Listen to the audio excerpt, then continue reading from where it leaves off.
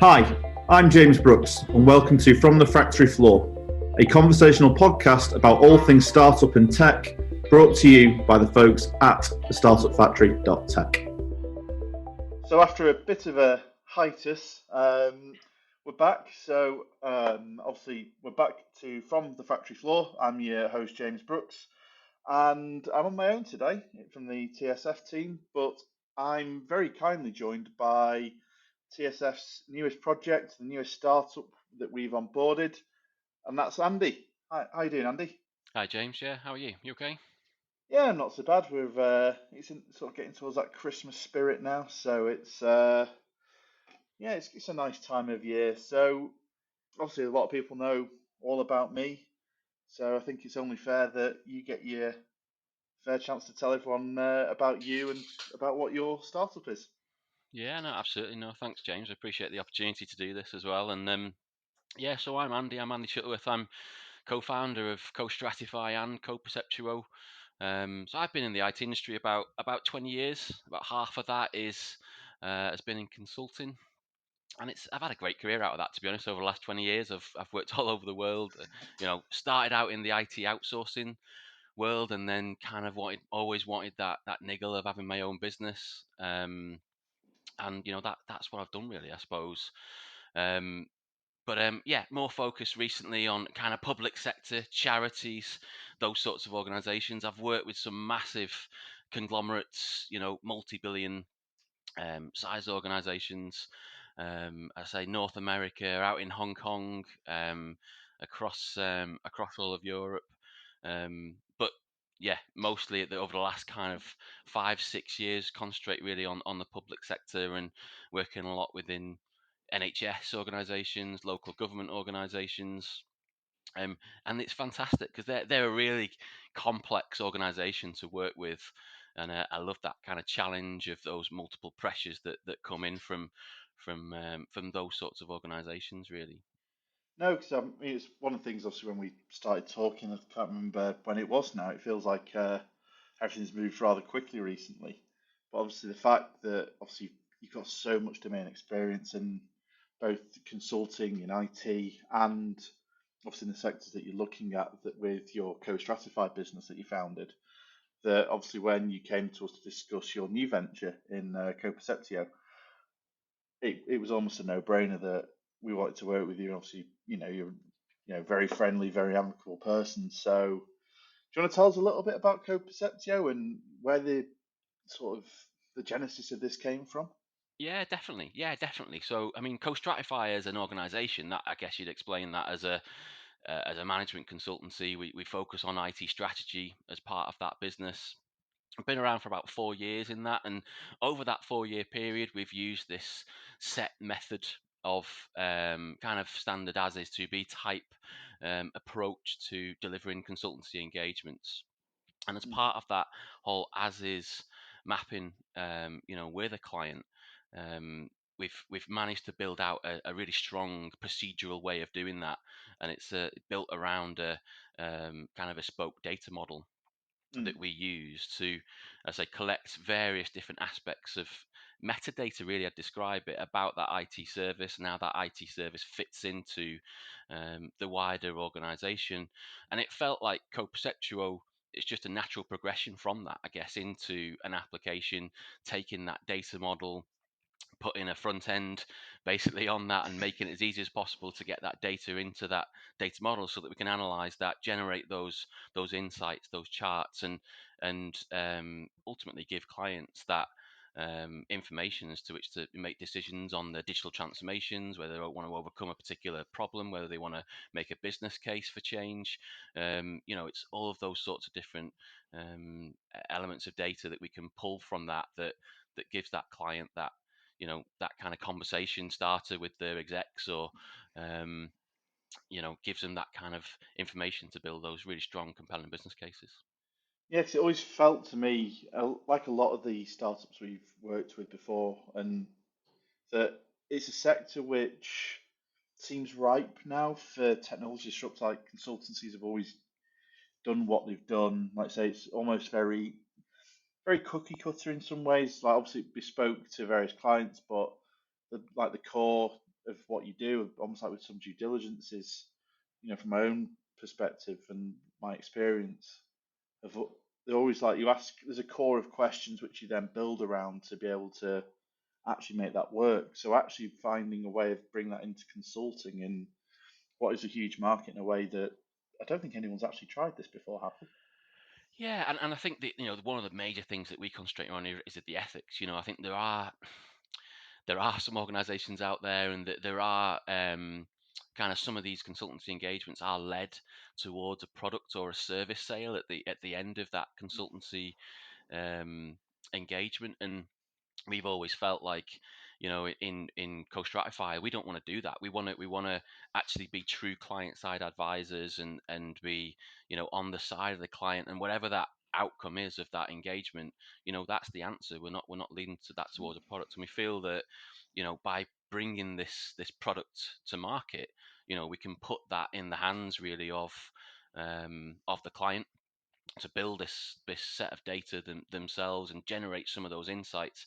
And then if they want to then get a focused set of insight on a particular problem, then they can go out to a consultant, they can go out to a subject matter expert, and they can then act upon the data and the insights that they're getting from it. But yeah, no, we don't believe there's anything out there that brings together the kind of, I'll go through this in a minute, but the four areas really that we concentrate on, which is looking at really how that IT service is operating against best practice. So there's all sorts of things out there like COBIT, there's ITIL, there's all sorts of other frameworks and measures that we bring in, Mm. and test the client against, I guess, to try and get a much stronger value of that service out back into the organization.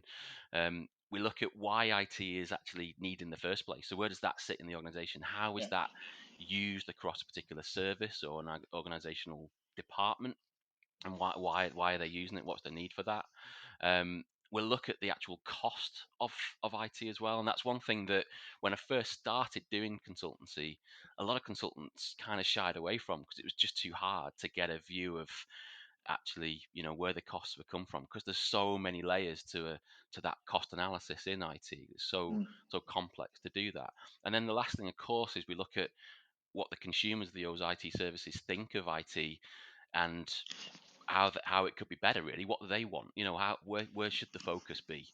Yeah. Um, so yeah, I don't think there's anything out there at the moment that's kind of bringing those four areas together that would give you then that, assimilate that data in such a way that give you those insights that then could generate business cases and things that a consultant would do, that we would usually do as part of consultants in our engagements.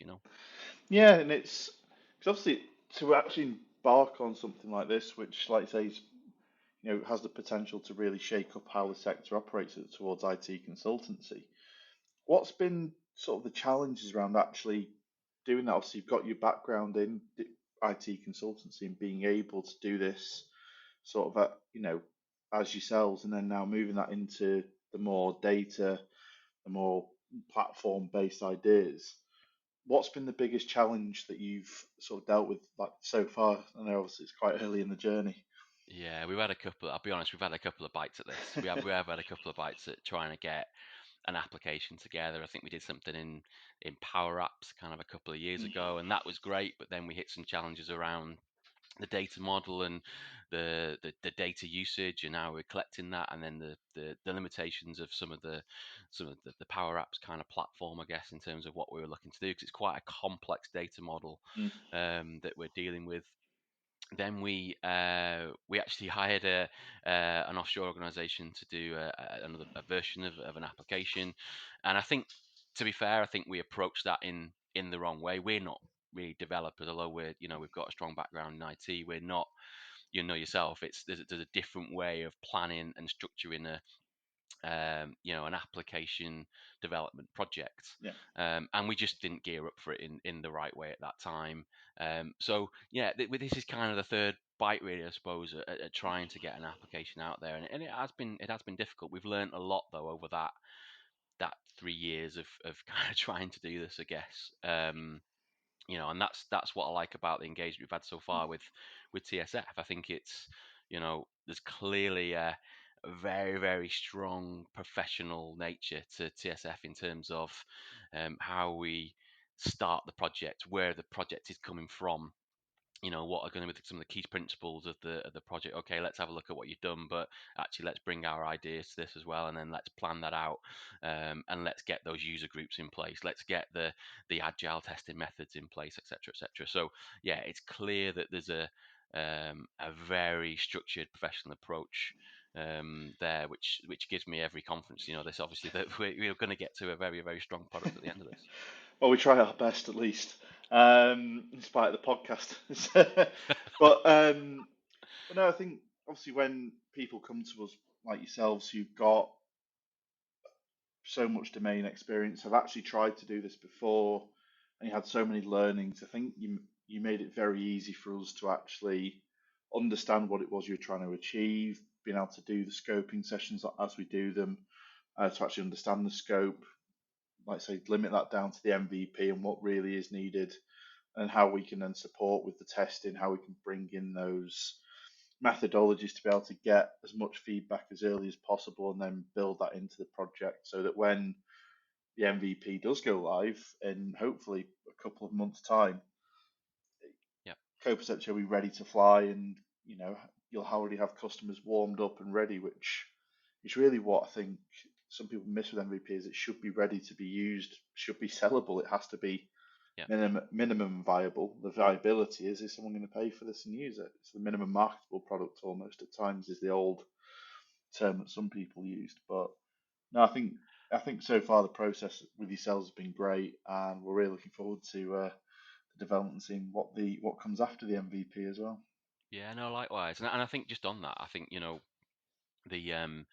next step to this is hopefully further investment. I think one of the things that we've heard all the way along the journey of trying to get investment over the probably last 9 months is traction. That word Mm. traction, traction, traction. Every single conversation, if you got traction, and it's almost, from an investor point of view, they want you to have that kind of 5, 10 clients on the platform already using it, paying for it, and they want you to have proven, I guess, that you've got to the point where you've got an actual application, you've achieved it, you've got something there. So I get that, and that's what, really, I think we're looking for out of this MVP as well. It's not just, of course, getting a proven valuable solution out into the market and making sure that we're bringing the market along with us in terms of the use of that and the value of that as a product in its own right, but also proving to the market that actually we can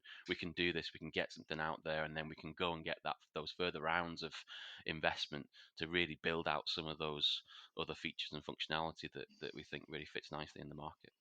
Yeah, and that is the whole point of the MVP, whether you're using it as your first basis of a product to be able to go out, sell it, get users on board, and whether that's to prove the traction, like you say, that is something that a lot of the VCs in Manchester do look at in terms of customers onboarded, customer retention, churn, the usual boring spreadsheets, all the financials that people look at. Is this going to be a viable business? And then obviously the money's then you go, this is what it's for, or whether it's even to just bootstrap it if you don't want to look for further investment. How far can you get without getting investment, retaining your equity, retaining your own sort of guiding principles without having to then take on board stakeholders? And I Yeah, think the approach that you and Andy, so there's obviously you and your co-founder, who is also called Andy, also called Andy. Yeah, two for yeah, one. which I think the approach of build this, get some customers on board, when we eventually launch, and then whether that's enough to actually keep you going, whether you need to go and get investment. Obviously, working with you through that whole journey was something I think everyone at TSF is very much looking forward to. Yeah, I mean the vision for this is massive. Like I feel like that's another thing that's been difficult at times, just to pare it back into exactly what we're trying to get investment for. To be honest, because Mm. we've got side projects going on, as you know, around working with the universities in terms of an AI chatbot that potentially could be bolted on at some point in the future based on this data. We've got real strong vision around this being a data analytics and insights platform in its own right that could give trends out into the market, in a sector, and kind of inform some of the market challenges, almost certainly from a public sector perspective. So we've got some real strong ambition around this, and yeah, but let's nail that first bit first as part of that MVP. Let's get it out there, and let's get people testing it and using it, and get it out as a product. But yeah, I'm really excited, really excited, as you can tell. No, this is always for me the most fun part of the journey. It's very discovery focused. There's obviously bits of tech. There'll be tech challenges that we have to overcome. There'll be user feedback that we never expected. That you and I will be discussing into the wee hours, trying to work out which bits need to get built into, which bits are for the future roadmap. And looking, like you say, there's so much scope as to what CoPerceptuo can actually achieve. And that's one of the reasons why it's so exciting, because consulting is something which is so manual, it's so heavy that actually having a solution like this can be incredibly disruptive. And like I say, the sky's the limit in terms of what you can really achieve. Yeah, absolutely. I mean, it's a good point. I mean, that traditional approach to consultancy, in terms of putting 4 or 5 people on a project, going doing that discovery, speaking to, tens of users, I guess, in the organization, as well as canvassing opinion, understanding from all of IT in terms of how IT is operating, getting all that background information, assimilating all that information, just getting that understanding. It can take 4 or 5 weeks. It can take um, thousands, tens of thousands of pounds potentially off a consultancy engagement, when actually all you're doing as a client is handing over that information to an organization to be able to then do something with. So yeah, absolutely. If we can bring CoPerceptuo into that market and give that to clients where they can, you know, we can guide them through putting in that information that is needed by a consultancy, and even getting some of those early insights, like I said before, out from that application, without necessarily needing a consultant, then brilliant. And by the way, we're not saying this is going to replace consultants. I think we'd be silly to say that. I think it's a very, very long way off in terms of being able to kind of replace consultants. But I think it's yeah, it could disrupt that market. You're right. It could disrupt that kind of way of engaging with consultants potentially.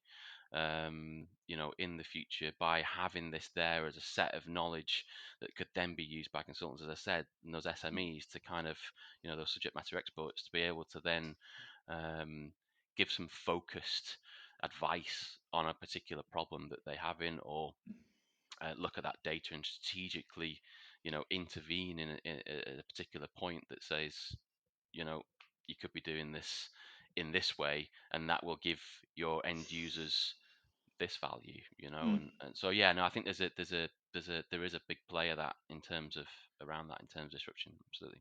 Yeah, I think it's, and like I say, that's what I really like. I've done some consulting myself. I know what it's like, and like I say, to really provide the clients with a way of having early insights, having the data ready, really, strips down the time that you need to spend, so that actually the focus is on getting those consultants, getting those subject matter to actually do what you want them to do, rather than doing that grunt work and getting the data and putting it together and giving some slides. This is the problem, and then you get the value out of that, rather than just saying, we need to do all the bits before that, and you're going to be paying for that as well. So, Yeah, because I mean, I absolutely. know, because I'm just conscious of the time as well, and obviously we're very busy at the moment in terms of building. You're obviously trying to run the business. Obviously, like you say, you've had a very long journey with this, from obviously the designs through to the first version you were going with, to obviously where we're up to today, which is literally about to embark on the MVP build. Is there any bits of advice that you'd really want to give to founders that that you'd wish that you'd got when you first started the journey? um I think we're probably a little bit early, to be honest, giving advice, really, I suppose, in terms of um to other founders. But I don't know. I guess say just keep going and keep learning. I think that's it. If you come up against the blocker, it's not the end. It's not the end. We have multiple kind of. We've gone for grant money. We haven't got grant money sometimes. We've had, I said before, the kind of some of the failures with the applications that we've built and the investments that we've made. Very easy to give up in that 3-year period and go, okay, we just can't do this.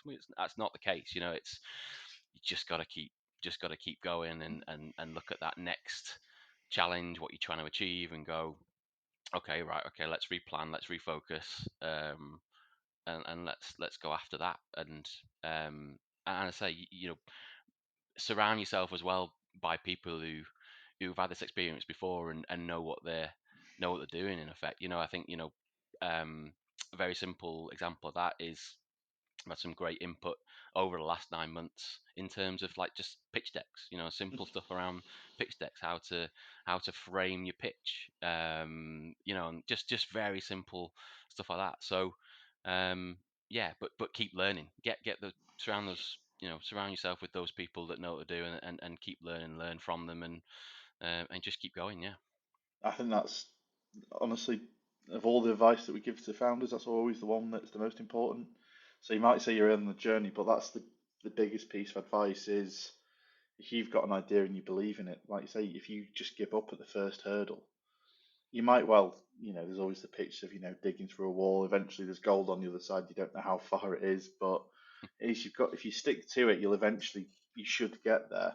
You're going to have blockers. You're going to have things that get in the way. But if you believe in it, and you can show other people to get other people to believe in it, and having those people surround you to get you over there's always going to be hurdles, there's going to be challenges, there's going to be hard times, like you say. Not getting grant funding can often stop a lot of people. So I can't fund this, can't do it. There is always other ways to do things. We've looked at crowdfunding for other projects. We've looked at investment. There's friends and family rounds. There's angel investors. So many things that it's worth just pushing, get as far as you can, and wait until someone genuine. You go into a market, it doesn't, and it flops. Either learn why it didn't, Yeah. and then build that into Absolutely. the next thing, and just keep going. It's that tenacity and stick to itiveness that has always made the best founders for us. Actually, people get out, they go and sell, they learn what didn't work, and then they use that to go into the next round. And I think obviously you and Andy have really shown that with the journey you've been on, with the funding, with the application you've already built. But the thing is, you've had it built, you learn from it. You've still got people who are interested for user groups. So I think it's a real credit to you and the other Andy to actually be at this stage, ready to go with the journey that you've been on. I think you should really take great credit from that. And it's one of the things that obviously the guys here, when we first spoke to you, is you've been on this journey, you've done it, you've tried, you've failed, you've come back, you've learned. It's one of the things we really like about you guys as founders, and we look for in other people. They've tried stuff, they've learned from it, and they're still going. Yeah. Thanks, James. Yeah. No, Hey, thanks. you're very welcome. And so that's us for today. So I'll give you a last little moment. Is there anything you want to say to people listening, who wants to get in touch, who's potentially interested or potentially wants to be part of the user testing? How can people get hold of you or speak to you? Yeah, absolutely. So, yeah, we'd love to hear from people who are interested in being involved in that initial user group and testing the application. We obviously have a website, www.coperceptuo.com. You can find out a little bit more about what we're trying to do there. But also, yeah, I'm on LinkedIn, and yeah, I'm sure I can give some contact details out if you reach out to James and the TSF team. Yeah, yeah, and we'll put all the links onto the description, which will be somewhere down below, which is what usually also these things are. But no, Andy, thank you so much for your time. I know how busy you are at the moment, obviously with getting people on board with testing and obviously feeding into the team as well. So thank you very much for your time today. No, thanks for having me on. Much appreciated. And hopefully it's not been that bad that you don't want to come back when we finish the MVP and tell us how the journey's been once you got to that stage. Oh no, I'd love to do that. Yeah, I'd love to do that. Yeah, let's do that. Thank you very much, Andy. And for everyone who's still listening, thank you very much. And we look forward to talking to you on the next one. I think that just about wraps things up here. If you have any thoughts or questions on anything we said today, get in touch, whether that be through our Twitter @RealTSF or email at hello@Thestartupfactory.tech, or feel free to drop in for a coffee and a chat. As ever, thanks for listening.